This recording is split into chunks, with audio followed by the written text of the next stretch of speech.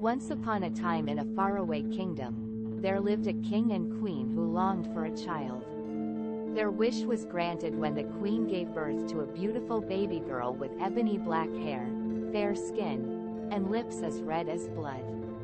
They named her Snow White. Tragically, the queen fell ill and passed away, leaving the king heartbroken. Eventually, the king remarried a woman who was beautiful but vain and wicked. She possessed a magic mirror that could speak the truth and would often ask, "Mirror, mirror on the wall, who is the fairest of them all?" Initially, the mirror would reply that the queen was the fairest in the land. But as Snow White grew older, her beauty surpassed that of the queen, causing great envy. The queen's envy turned into wickedness, and she hatched a plan to get rid of Snow White.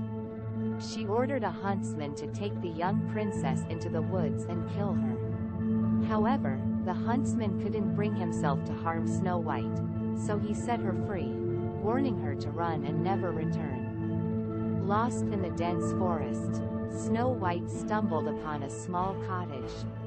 She entered and discovered it was the home of 7 dwarfs who worked in the nearby mines. They were named Doc, Grumpy, Happy, Sleepy, Bashful, Sneezy, and Dopey. When the dwarfs returned home, they found Snow White and welcomed her into their home, seeing her kind heart and gentle nature. Meanwhile, the wicked queen asked her magic mirror once again, "Mirror, mirror on the wall, who is the fairest of them all?"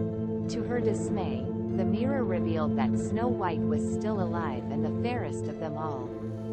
The queen, consumed by jealousy, decided to take matters into her own hands.